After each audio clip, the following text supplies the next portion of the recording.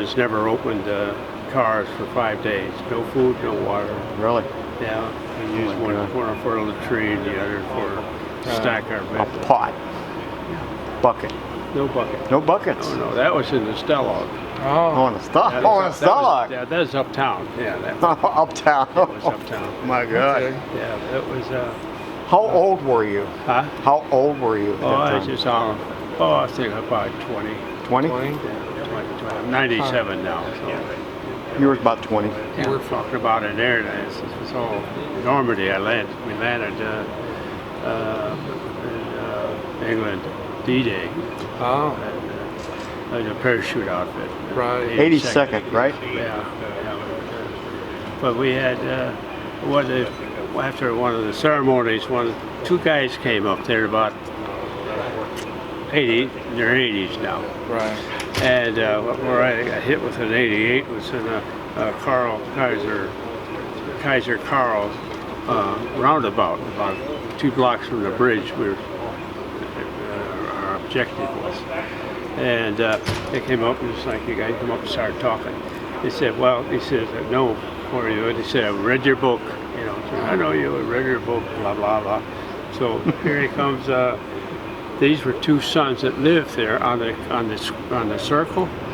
The 9th Death Head Division, not 10th Death Head Division, came just across the bridge, and we ran into the forward elements of them. They got into a firefight there. It was a patrol, about 20 guys, combat patrol. And there's an 88 that blew me in the air, and they left me for dead. That's where the book was, Left for Dead of Nijmegen. Really? But at this circle where we were fighting, then they pulled out, and then the Germans moved in. Now, here's where these two guys came in. They lived on that circle. They was about 8 years old, 7, something around in there. And they said after you guys left, the Germans came in. They came around the entire circle, took the parents out of the houses, shot them. Wow. They shot their parents. And that's the kind of guys you're dealing with. Right. SS. Oh yeah, Probably. they were SS. SS. Yeah, SS, 9th and 10th. Terrible. Yeah. The Death Head. Well, this death head, yeah. Skull crossbones, you know, Death head. all the stuff. Yeah. Yep. But anyway, they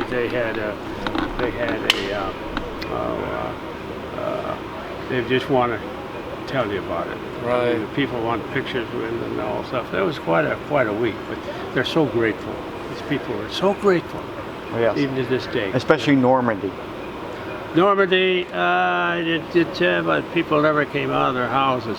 Holland, people came out of their homes with milk and No, I mean- sandwiches and stuff. As today, right now. No, then, Oh, then? yeah, on the 18th, that was when Wow. they dropped in. Our patrol was coming into town, and they saw us, you know, and they brought out stuff. We told them to get out of there. The Germans are all around. Right.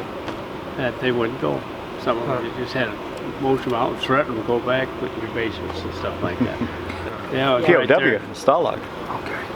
It was right there. Charlemagne had built a castle in the 10th century right along the Mosswall River where the single-span bridge was. That was the largest single-span bridge in Europe, actually. And Charlemagne's castle was, and Belvedere, which was a castle tower there. That was his headquarters during the war.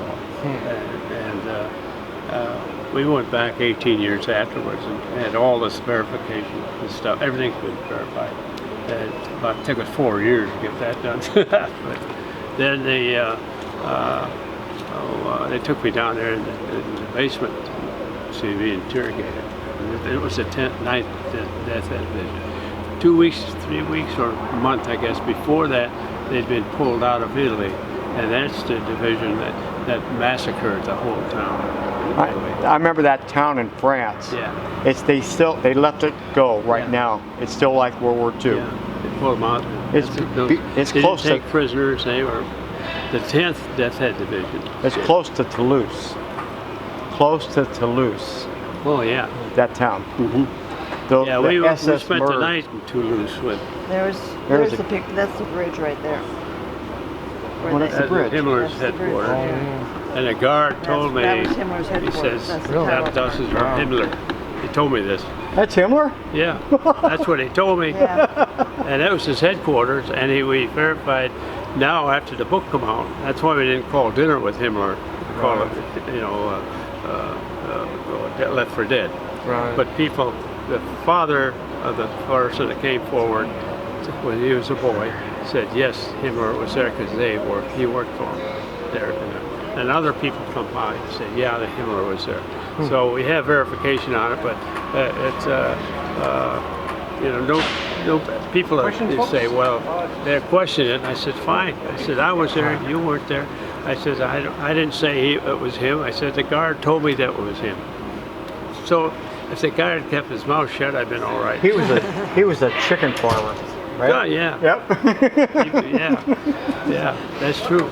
He was a chicken But farmer. I looked at him and I said, most evil eyes. I think Yeah, that's what I heard. evil I eyes, heard, yeah. Yeah, I heard he was a chicken. So, So, died World War II. World War II. Well, I talked to a guard. He was on the Russian front. He was a machine gunner. And they had machine guns lined up outside of Stalingrad. And it was stalemated. And one day, he said, we looked up. I talked to that. And he was telling me, he said, we looked up and we saw as far as they could see Russian soldiers coming in. And now these German machine, the MG-42s, the machine gun is twice as fast as ours. Right. You can't hear the reality. Sound like a washing machine motor. And he said they also have 6 gun barrels, extra gun barrels, and you open the jacket of it to change it. Right. And slap a gun barrel and give it a half a turn, and it's ready to fire. Right. Ours, we had an air-cooled 30. You had to take about 9 clicks, and it really was like a muzzle loader compared to the machine gun they had there. And he said we wore out all 6 gun barrels. Wow. The Russians kept coming, and there was 1 million right there, Right. on that front that was slaughtered. And they just kept coming. He said we had to get out of there. They had to left their guns and retreat. They just kept coming, man. They keep falling in front of each other. Right. But the Russian soldier, was captured. We had a Russian compound right next in the Stalag 7A, where we were down by Munich. They, the ones that got liberated, why they just went there everywhere. And they wouldn't stay in camp. The British surrounded the camp, trying to keep everybody in because they're flying what they call Dakotas, which is C-47s. And taking everybody out or getting us out of there because we'd got loose. We'd been raising hell too. Of course, they wanted us out of there. And I did. I hot wired an Opal, went to Paris, but that's.